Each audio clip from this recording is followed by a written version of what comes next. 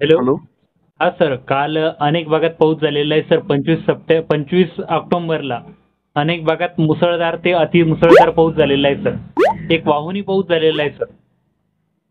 ज्याप्रमाणे आपण अंदाजात सांगितलेलं होतं. तर नक्कीच आता इथून पुढील परिस्थिती कशी राहील सर? अंदाज कसा राहील? आज आहे 26 ऑक्टोबर 2025. हो सर.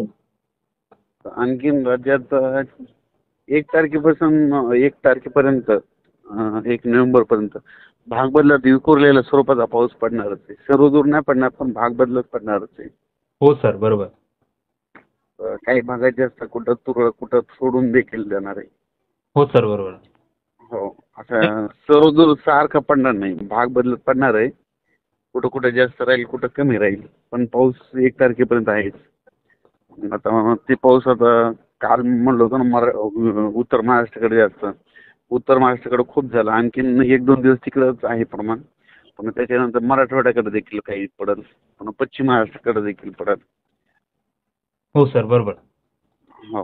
हा सर, आणि 27 ते 1 नोव्हेंबर दरम्यान कशा प्रकारे पाऊस राहू शकतो सर, आणि कोणकोणत्या विभागानुसार जर अंदाज द्यायचा म्हटलं तर कशा प्रकारे राहू शकतो सर? हॅलो. किती? हा. हा सर, अजून म्हणजे हा पाऊस 1 नोव्हेंबर पर्यंत कायमच असणार आहे.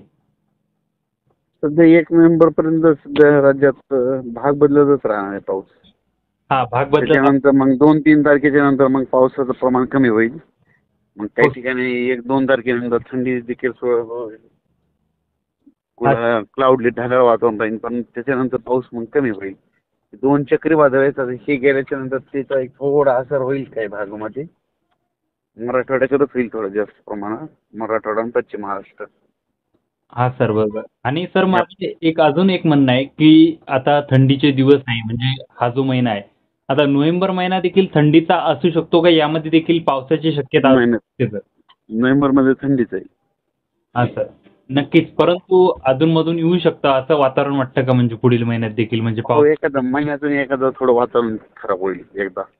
हा सर, आणि एक शेवटचा आणि महत्त्वाचा प्रश्न आहे सर, की शेतकरी अनेक आपल्याला विचारत आहे की रब्बी पिकांचं नियोजन कसं करावं, कारण की हरभरा पेरणी आहे, गहू पेरणी आहे. तर हे शेतकऱ्यांना कळून नाही राहिलं सर, या आभाळामुळे आणि वातावरणामुळे. तर कशा प्रकारे नियोजन करायला हवं? कोरडं होणं तर खरं तर पेरायलाच पाहिजे.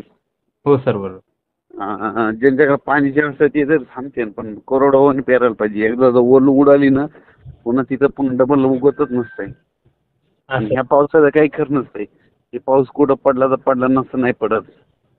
हा सर, आणि बरोबर. जिथं पडला तिथं जास्त पडतंय, कुठं सोडून बी देतं. त्याच्यामुळे ह्या पावसावर जास्त डिपेंड राहायला नाही पाहिजे. हा सर. पेरून टाकायला पाहिजे. आम्ही कोरडवचे पेरून टाकले, उगवलेत आमचे. हो सर, आणि नक्कीच हा जो हं. पाऊस असतो हा अवकाळी पाऊस असतो सर, हा काही मान्सूनचा पाऊस नाही. म्हणजे सर्व पडत नसतंय. हा, कुठं पडेल? त्याच्यामुळं पेरणी आता जे राहिले ते देखील आता ना उद्या परवा देखील पेरू तर काय होत नाहीये समजा. हा. उगवायला हरभरा 8 दिवस लागतात.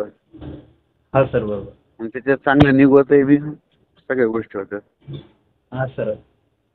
हा, नक्कीच सर, महत्त्वाचा अंदाज आहे, कारण की ज्या शेतकऱ्यांची जमीन जर समजा कोरडवाहू असेल त्या शेतकऱ्यांनी पेरणीचा निर्णय घ्यायला काही हरकत नाही. आणि दुसरं म्हणजे एक महत्त्वाचं सांगितलं की या दिवसाचे जे पाऊस असतात तर ते म्हणजे नक्की कुठे पडेल बुवा, किती स्वरूप राहील, कसं राहील हे सांगता येत नाही, क्लिअर नसतात. हा काही मान्सूनचा पाऊस नसतो. मान्सून नाही, हे दोन काय झालं, कमी दाबाचे पट्टे त्याचं चक्रीवादळाचं रूपांतर असल्यामुळे हे पाऊस पडायला आहे. हा सर, बरोबर. आणि नोव्हेंबरमध्ये देखील पावसाची शक्यता आहे. आणि आपापलं पेरणीचं शेतकऱ्यांनी नियोजन करायला हवं, गहू असो हरभरा असो. तर नक्कीच साहेबांनी आपल्याला महत्त्वाचा अंदाज दिलेला आहे की बुवा ज्यांचं समजा कोरडवाहू असेल त्यांनी पेरणी करायला काही हरकत नाही. हं.